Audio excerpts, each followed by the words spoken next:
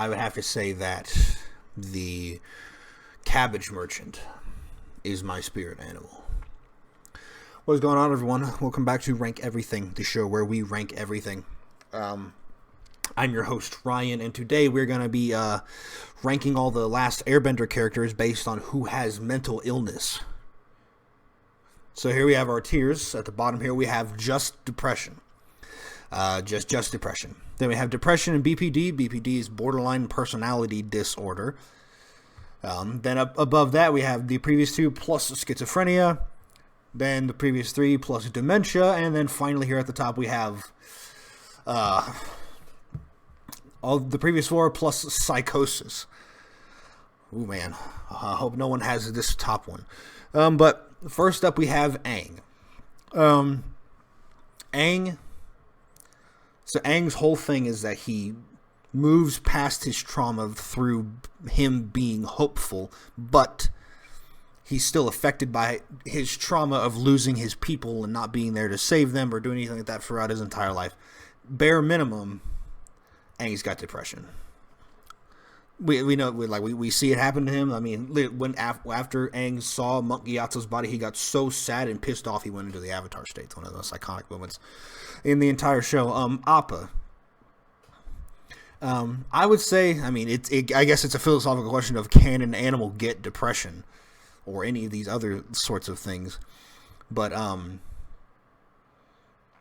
when we know Appa's smart, we know Appa understands human language because Aang just gives him commands in regular English, and Appa is like, okay, he understands it completely. And so I think Appa would be smart enough to understand that him and Aang are the last two of the Airbender nation, and Appa is somehow, some way behind the scenes that we are never shown, dealing with that depression. Azula. Azula is a funny one. Maybe Azula doesn't have depression outright per se, but she without a doubt has something along the lines of schizophrenia, something along the lines of psychosis, where in the finale of the show, we literally see Azula, she's seeing things, she's hearing things, she's talking to people that aren't really there. It's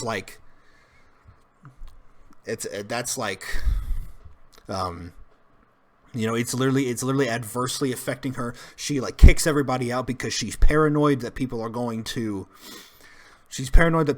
betray her because I don't know, something like that happened to her. It happened to Ozai or something like that. And so, bare minimum, I would say Azula's got schizophrenia or psychosis. She has a total psychotic break from reality. That is what happens to her, without a doubt. I'm gonna put Azula here at the top. Azula's got them all. Azula does have a dementia. You're right. The Earth King. I mean, everyone saw the shock that came upon his face whenever he learned about the war going on, and he saw the freaking caterpillar, the drill outside the wall, and the weight of being a king is probably pretty heavy on him. I mean, depression. Yeah. The freedom fighters, I guess maybe specifically Jet. Jet's right here. So so all the other freedom fighters besides Jet. Let's see. Smellerbee has self-image issues because she is a girl but doesn't really look like one. Longshot, I know he's confident in who he is, but he doesn't speak hardly ever. He mostly nods and makes grunting noises. I don't know if that's as a result of trauma or that's just him. Pipsqueak and the Duke, I think, is that the Duke? No, the Duke's probably up here on Pipsqueak's shoulders. Pipsqueak, he probably doesn't. There's probably nothing wrong with him. So, if we mainly focus on Smellerbee, I would say that she probably has something going on as a result of, all their families were killed by the Fire Nation and their homes were destroyed, and and then we get into the more deep issues of self-image problems and confidence issues and those sorts of things, and depression. Everyone's got depression, without a doubt. Hakoda, Sokka and Katara's father, there's no way that he doesn't. I mean, we know he would really miss Sokka and Katara. He talks about, laying in bed at night, missing them so much that it would ache. He's definitely probably not over the death of his wife because she was killed so wrongfully. We know Katara's not over it, and will never be over it probably.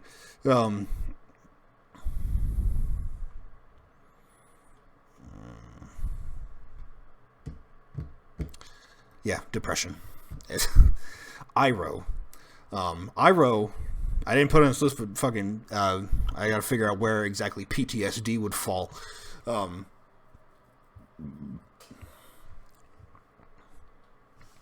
But Iroh's got depression without a doubt. I mean, he cries on Lu Ten's birthday because he's still so devastated by the death of his son. The siege at Ba Sing Se fails, and it's mostly blamed on the fact that Lu Ten is killed in combat, and Iroh completely falls apart. Depression. Jet. Just Jet. Jet is...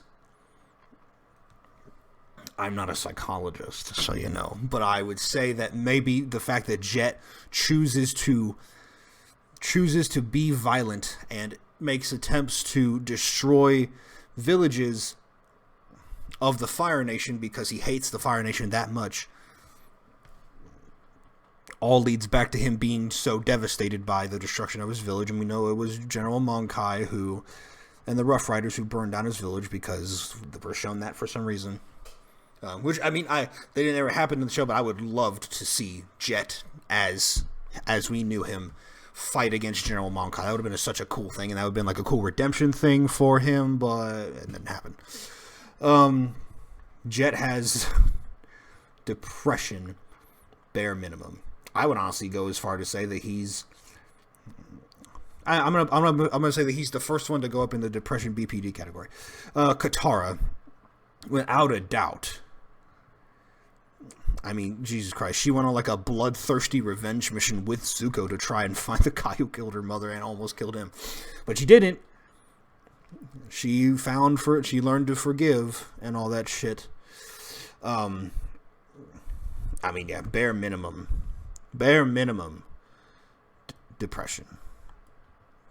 Katara is depressed. King Boomy.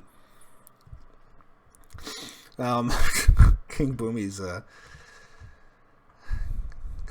I mean, I definitely don't think Boomy has depression, of course. Maybe he is really old and he's had to watch every member of his family and all of his friends die because he's like 112 years old if we assume that he's the same age as Aang. I'm gonna put Boomy up here. He's got schizophrenia and dementia. Lei and Lo, I think, is what their names are. I mean, they're probably pretty sad that Azula banished one of them or tried to force them to fight Agni Kai and all that other shit. And I don't... Yeah, depression. Long Fang. He gets thrown in prison. After the end of Season 2, I don't think we ever learn what happens to him, unless it happens in the comics, which I haven't really read those. Long Fang, though, I mean, he gets thrown in prison, the Dai Li betray him, all this other shit. Yeah, he's probably pretty bummed out about that depression. May. May is just gloomy all the time. That's her whole character, and the only time we ever see her visibly happy is whenever Zuko is around. But does that mean that she's got depression? Like, we know from the campfire scene in the beach episode that May does have some sort of deep-seated trauma of her parents being overly strict with her when she was a young girl and being like, you only speak when spoken to, you only do the things you're asked, because if you don't do those things, then you can't have what you want. I feel like May's probably got some stuff going on there. I would honestly put her up here next to Jet because I feel like, yeah, she's just got all this repressed emotion. Definitely not good for her. Melon Lord. The Cabbage Merchant. Momo. So Momo, it's the same sort of thing with Appa, perhaps. Appa is different because he's literally Aang's spirit guide, which means that him and Aang are literally linked spiritually. One cannot die while the other lives. And so We know that Momo doesn't understand human language. We know that for a fact. We were shown it multiple times throughout the series. But we know that Momo can feel sad. We know he gets scared. Like, he just does normal animal things. And we know... I think I have... Yeah, I mean, Momo's depressed. Ozai. I didn't make like a batshit crazy category or like a evil monster dictator category, but he would go in there, obviously. But that's not a mental illness exactly. I mean, he's just got to go in the depression category for now. Sokka. Sokka is maybe my favorite character in Avatar. Probably because I feel like I relate to him the most, because he's just a regular guy. He's just a regular guy. He's like all of us. Literally me. And so Sokka talks about he's got complicated feelings of not feeling like he's man enough to do the certain things that he feels like were expected of him, like going off with his father to fight in the war, and things like that. He talks about not fully remembering what his mother's face looks like anymore. That's some heavy shit. That's the deep cut right there. Like, Katara can be sad and scream all that she wants, but Sokka, having it been so long ago that Sokka doesn't even fully remember what his mom's face looks like, that's rough. That's rough, buddy. And let's see. God, the scene in the Southern Raiders where Katara accuses Sokka of not loving their mom as much as she did, and you can visibly see and hear in Sokka's voice how hurt he is by the statement. Oh, God. That part almost makes me cry when I watch it. Sokka's got depression. Suki. Depression. I don't know. The Boulder. I mean, maybe the Boulder's really sad about never ever winning. Maybe the Boulder's really sad about never winning Earth Rumble 6 because he kept getting the shit beat out of him by a little blind 12-year-old girl. Sure. Depression. Toph. So Toph's probably the most complicated one in this entire list, I think, because she's so tough on the exterior, and we only ever see her sort of let her guard down a few times in the series. The first one I just thought of was whenever her and Katara are walking in the Tales of Ba Sing Se episode, where she talks about not caring what her appearance is like because she's blind and so she doesn't need to worry about it. But then she tells Katara that she actually feels pretty for once, and she smiles.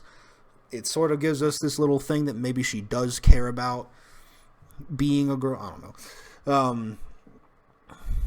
And so, I mean, she's a super overprotected little girl who we learn in the comics that she eventually makes up with her. Eventually her mom actually does find her, and they actually like make up when her mom sees who Toph has become. We know her dad never really gets over it, her running away. Toph is really complicated. Really complicated. But when we meet her again in Legend of Korra, we can definitely tell that being an old-ass lady has not dulled her mind at all, except maybe made her a little bit jaded. So I know she's not going up here. So, depression. Ty Lee. So she's all about like auras and trying to remain happy, and because she's like good for her skin and stuff like that. But she talks about how she decided to go join the circus because she didn't want to just be compared to her sisters for all life, because she has like freaking 6 or 7 identical twin sisters who all look like exactly like her, and we actually meet them in the comics, and they've all got names that are just like hers. It's stupid. And then depression. The beach episode. If you haven't seen The Beach in season 3, I absolutely recommend watching it if you want more details about Zuko, Azula, Ty Lee, and May, in case you haven't seen it. Wan Shi Tong, the knowledge spirit. Can a spirit have depression? Is it possible? Wan Shi Tong we know he's upset about the way that his library has been mistreated. Whether or not he actually faced symptoms of depression or any of these other things as a result of it is up in the air. I certainly think that... I mean, he's a spirit, so he doesn't age. So he's not going to have anything related to like his brain getting too old. So he's not gonna have schizophrenia or psychosis, or I didn't put Alzheimer's on the list, but that would be another one. Yeah, he's probably pretty sad about his library being mistreated. Zhao. Zhao's in the same boat as like Ozai, where he's just an asshole. Like he doesn't have anything else going on. He's just a dick, and he's the one who fucks up. Like I said, when the Firebenders invade Wan Shi Tong's library and they burn and destroy everything related to the Fire Nation, and that's where Zhao finds the scroll that tells him about the ocean and the moon spirit, and that's okay. Yeah, you know. But the thing, we do meet him again in Legend of Korra when he's inside the fog in the spirit world that keeps people trapped there forever, like forcing them to, I don't know what the details are. It's like it forces them to relive their worst moments or worst memories or something like that. And so, I mean, because of that alone, Zhao is certainly fucked up. Actually, I'm gonna because of that reason, I'm gonna put Zhao all the way up here in the freaking dementia category with Bumi, because when we meet him in Legend of Korra, he does not look good. He's like he literally has spent a lifetime, more than a lifetime, trapped in that fog. That is literally torture. Zuko certainly has depression when we meet him at the beginning of Avatar, but I actually think that Zuko moves out of the depression sort of thing, and like, you know, because he sort of gets closure where he makes up with May. He learns to stop. He learns to love himself. He learns to accept friends, become a better person. He gets his priorities straight. He figures out that his father's a piece of shit and he shouldn't listen to him. All that stuff. And because of that reason, I mean, Zuko's going to go into the depression category, but like I think of all the characters who have depression in the show, Zuko actually has the least. And then finally we have Ursa, Zuko's mother. So, according to what the comics say, apparently Ursa was basically kidnapped by Ozai and forced to marry her and forced to have kids together. And then whenever Zuko and Azula go back to the village where she goes to after she's exiled from the palace, she's like started a new family. She's got a new son or something like that. She's remarried, and yeah, she's remarried. I mean, it's just like I don't know how old they were whenever she was forced to marry Ozai, but probably pretty young. So she's definitely got probably some bad feelings about that. She loves Zuko, and I mean, I'm sure she loved Azula, even though Azula was psychotic. Even though Azula was not a good kid. And then of course, she hatches the plot to poison and kill Azulon, and then she's banished because Ozai, apparently, what I've heard is that she's banished because Ozai is afraid that she might do the same thing to him. She might try to poison and kill him so that Zuko can become Fire Lord or some shit. And so she's sort of kind of unfairly torn away from her family, where she's forced into this lifestyle, forced to marry this evil guy and have his kids. Then she is being a mother. Ursa was a great mother, and then she's torn away from her family once again against her will. She's got to have some bad feelings about it. I mean, depression. I think this is the first time we've ever had a category not have a single person in it. Incredible. But this is it. This is the official ranking. This is the official ranking for which Avatar characters have mental illness. If you all enjoyed this video, hit that subscribe button. Maybe you can hit that subscribe button.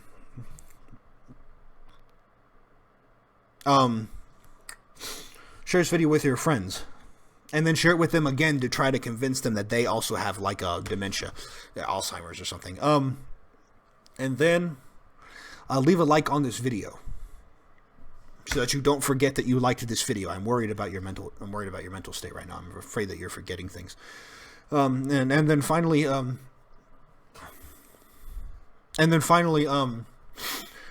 leave a comment down below letting me know what ranking you want to see next. Remember, it can be anything. The channel is called Rank Everything. Once again, thank you for watching. Until next time, have a good one.